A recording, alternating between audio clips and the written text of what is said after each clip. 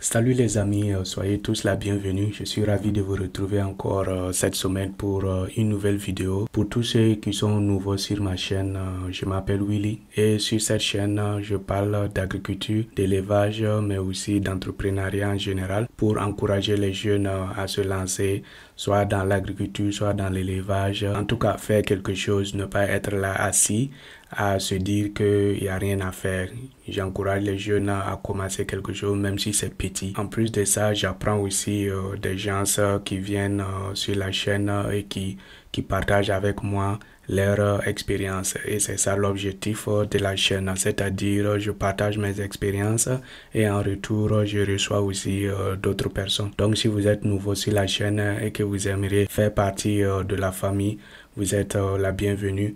Il suffit juste de cliquer sur le bouton souscrire, activer la notification afin que lorsque je publie mes vidéos pour que vous puissiez être notifié. Dans la vidéo d'aujourd'hui, en fait, je vais parler de ferme intégrée. Je sais que quand beaucoup de jeunes veulent commencer un projet de ferme, la plupart décident de faire un seul truc. Soit ils font l'élevage de la volaille, soit ils font l'élevage des bovins ou des ovins. En tout cas, ils choisissent de se spécialiser dans un seul domaine. Est-ce que ça, c'est vraiment intéressant? La question qu'on doit se poser, c'est est-ce que c'est risqué ou c'est vraiment ce qu'il faut faire? Moi, je pense que c'est quelque chose de risqué.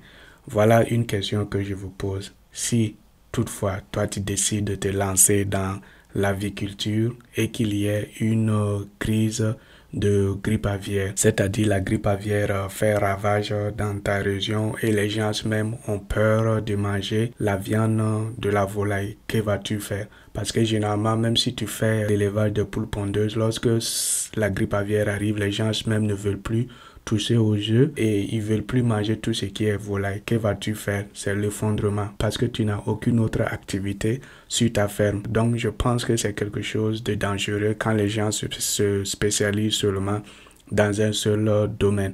Je prends l'exemple aussi des porcs. Si tu décides de te lancer dans l'élevage des porcs et qu'il y ait la peste porcine, que vas-tu faire?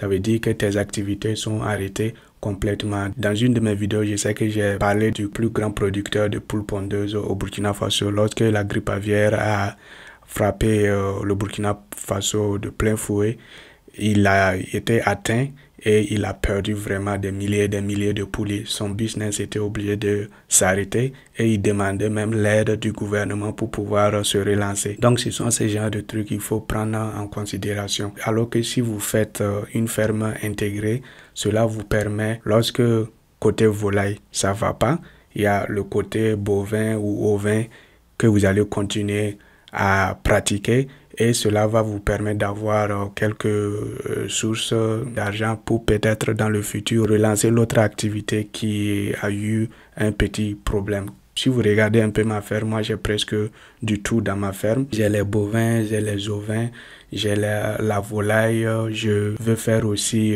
la production du biogaz. Les infrastructures sont déjà réalisées.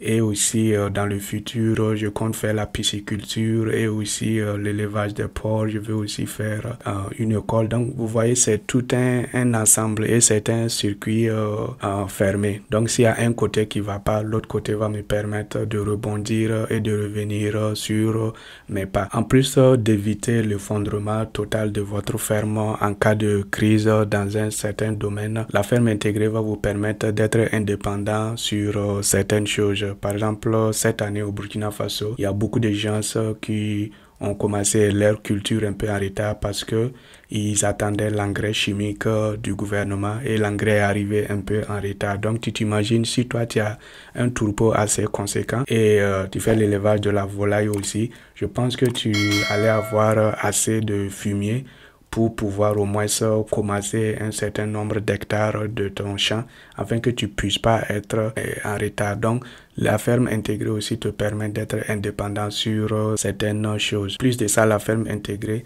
va permettre à ta ferme d'être plus rentable tout simplement parce qu'il y a certaines choses que tu vas payer moins cher. Je prends l'exemple encore des intrants. Le fait que tu vas combiner l'engrais organique à l'engrais chimique, ça réduit un peu tes coûts de production de tes céréales dont tu as besoin pour nourrir certains de tes animaux.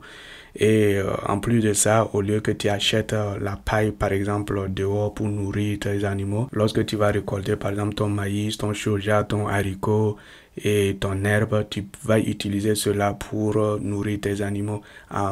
C'est la même chose avec le maïs, le soja. Vous voyez que le prix de ces denrées ne fait que augmenter chaque année et je vous dis que ça ne va pas diminuer.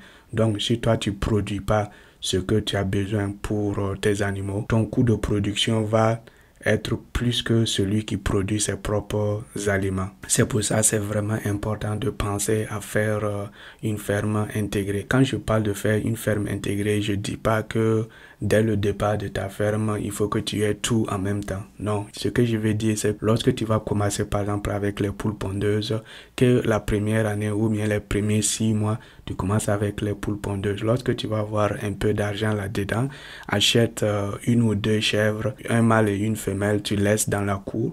Même chose, si tu es quelqu'un qui n'a pas de problème à faire l'élevage des porcs, achète une truie et un verra, tu laisses quelque part et je te dis que en quelques mois et ça va devenir 10, 15 et en allant. Lorsque moi j'ai commencé ma ferme par exemple, on a commencé avec les poules pondeuses et à côté j'ai acheté je pense 5 vaches et que j'ai laissé. Actuellement les vaches ont mis bas et on est autour d'une douzaine, 12 à 13 et ça c'est parce que on a eu à perdre au moins plusieurs dû à certaines circonstances. Si on n'avait pas perdu certains, on allait être autour de 17, 18, peut-être même une vingtaine. Donc vous voyez de 5 nous sommes à une douzaine en quelques années.